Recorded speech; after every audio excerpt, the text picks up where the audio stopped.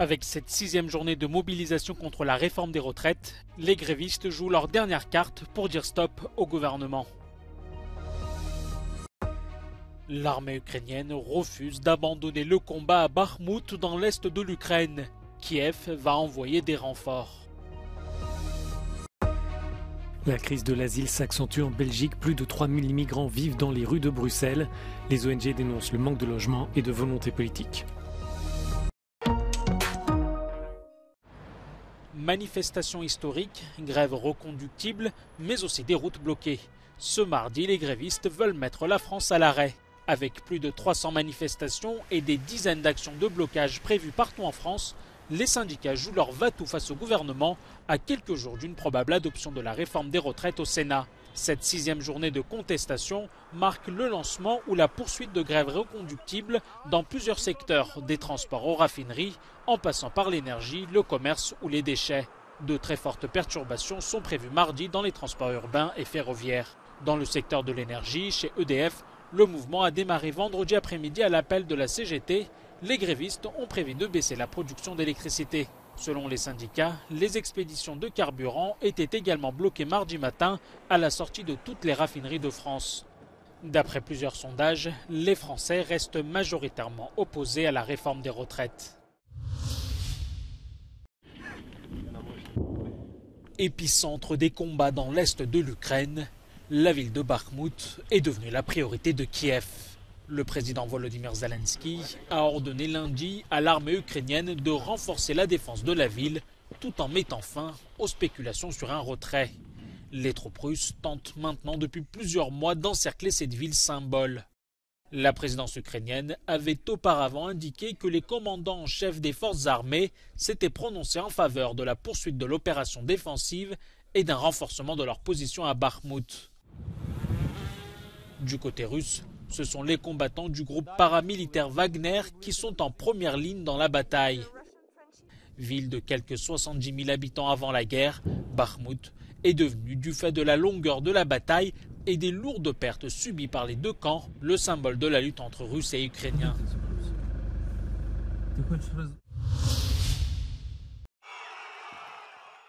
En Turquie, l'opposition a choisi son candidat pour affronter l'actuel chef d'État Recep Tayyip Erdogan à la présidentielle du 14 mai prochain. Il s'agit du social-démocrate Kemal Kılıçdaroğlu, leader du CHP, le Parti républicain du peuple. Ce dernier a su s'imposer comme un candidat crédible et rassembleur au sein d'une alliance de 6 partis, malgré la volonté de certains de pousser à la candidature les populaires maires d'Istanbul et d'Ankara. Kemal Kılıçdaroğlu a déclaré vouloir établir un pouvoir de la morale et de la justice dans le pays.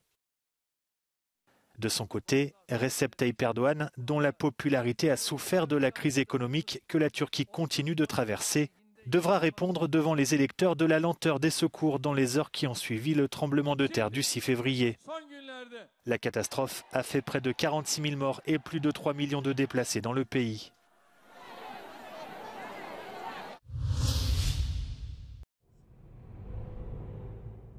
Loin du front de la guerre, rien ne rompt le calme de Bukovel, la plus grande station de ski de l'ouest ukrainien. Depuis le début de l'invasion russe, ce lieu à l'abri des bombes et ses 75 km de pistes sont devenus un refuge pour beaucoup d'habitants. Я хочу бути спокійна за свою дитину, так як і бажаю вам, щоб ви були спокійні за своїх дітей і за свою сім'ю. Lorsque la guerre a éclaté, la directrice de l'hôtel Baza Smart a transformé le hall du bâtiment en espace de travail pour des entreprises. L'hôtel accueille également des réfugiés et des soldats blessés. Але нам хотілося бути чимось корисними. В той час, коли багато готелів закрилося, то ми хотіли бути корисними нашій країні, нашій державі. Тому ми вирішили приймати переселенців, які їхали з бойових точок. Les touristes étrangers ont disparu à Bukovel. La plupart des skieurs sont des femmes, des enfants et parfois des hommes ukrainiens, trop jeunes pour intégrer l'armée. Seules quelques remontées mécaniques fonctionnent, mais cette activité hivernale permet à beaucoup d'oublier la guerre en cours.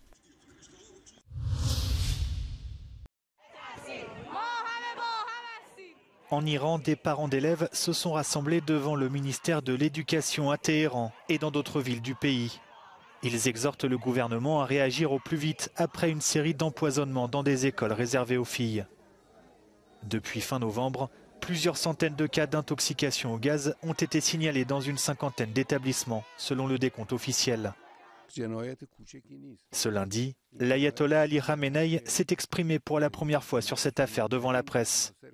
Le guide suprême iranien a réclamé des peines sévères contre ceux qui seraient reconnus responsables de ces actes. À ce stade, aucune arrestation n'a été annoncée. Les autorités cherchent toujours à déterminer quelles substances ont provoqué les difficultés respiratoires et les malaises qui ont conduit de nombreux élèves à l'hôpital. Les empoisonnements ont débuté au moment des manifestations antigouvernementales qui ont suivi la mort de Mahsa Amini. Certains estiment que l'objectif de ces attaques est d'empêcher les filles d'aller à l'école.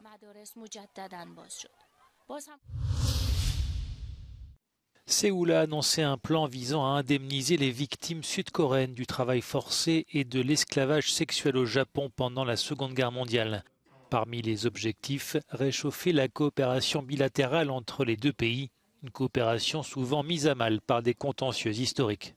지금 엄중한 국제 정세와 글로벌 복합 위기 속에서 외교, 또 경제, 또 안보 모든 분야에서 한국과 일본 간의 협력이 대단히 중요합니다. Tokyo a salué le plan du gouvernement sud-coréen tout en ajoutant que les questions d'indemnisation liées à la guerre avaient été réglées par un traité bilatéral signé en 1965. Selon les données de Séoul, environ 780 000 Coréens ont été soumis au travail forcé pendant les 35 ans d'occupation japonaise de la péninsule, sans compter les quelques 200 000 femmes qui ont été réduites à l'esclavage sexuel par les troupes japonaises. Des groupes de victimes se sont rassemblés ce lundi à Séoul. Ils réclament que la compensation financière et les excuses émanent directement des entreprises japonaises concernées.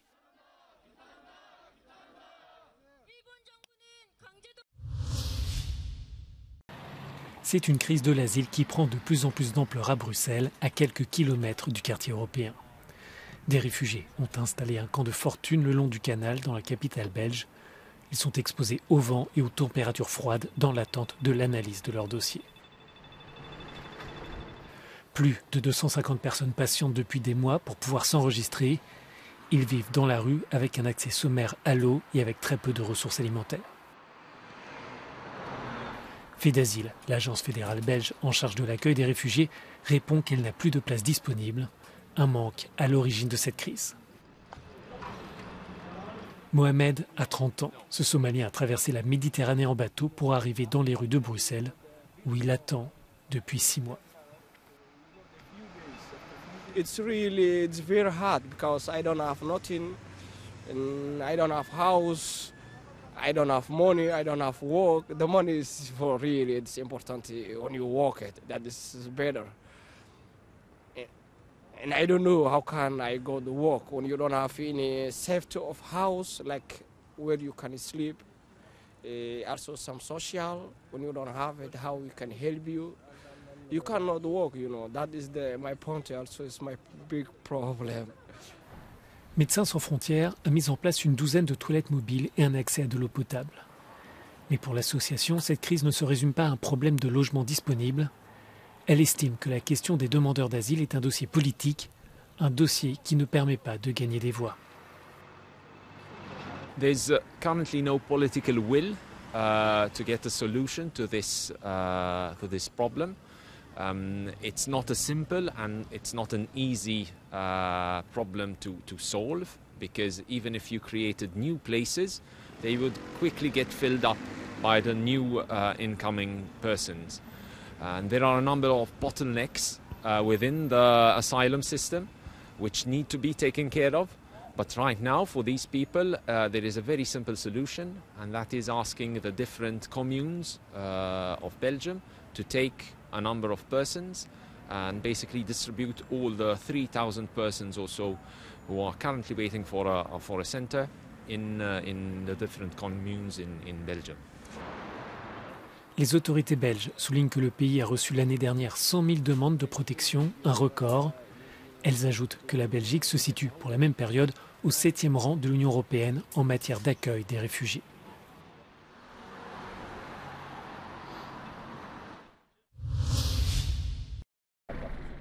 Battu à 1-0 en Allemagne, Chelsea devra à tout prix s'imposer face au Borussia Dortmund ce soir lors du match retour des 8e de finale de la Ligue des Champions. Malmenés en première ligue, les coéquipiers de Raheem Sterling pointent actuellement à la 10e place et comptent 11 longueurs de retard sur le top 4. Graham Potter, l'ancien entraîneur de Brighton, encensé puis critiqué depuis son arrivée à Londres, aura à cœur d'inverser la tendance à Stamford Bridge et d'obtenir un résultat qui pourrait relancer la saison des Blues. Believe it or not, the mood has been positive throughout. It's not happy and joking and smiling when you're losing, of course not. But at the same time, there's been a support for each other and a good spirit and a good atmosphere. Nettement moins dépensier que le club anglais et pourtant plus performant sur le terrain, Dortmund reste sur une série de 10 matchs invaincus en Bundesliga. Les coéquipiers de Sébastien Haller restent solides à l'extérieur et n'ont encaissé que 2 buts lors de leurs 5 dernières rencontres. Tandis que César Azpilicueta et Thiago Silva devraient manquer à l'appel côté Chelsea, Edin Terzic devra opérer sans l'attaquant Karim Adeyemi, auteur du seul but de la rencontre lors du match aller il y a 3 semaines. Dans l'autre rencontre, Bruges devra réaliser l'exploit pour accéder au quart de finale. Les hommes de Scott Parker ont fait preuve de trop de largesse en défense au match aller et devront rattraper un retard de 2 buts face à Benfica à l'extérieur.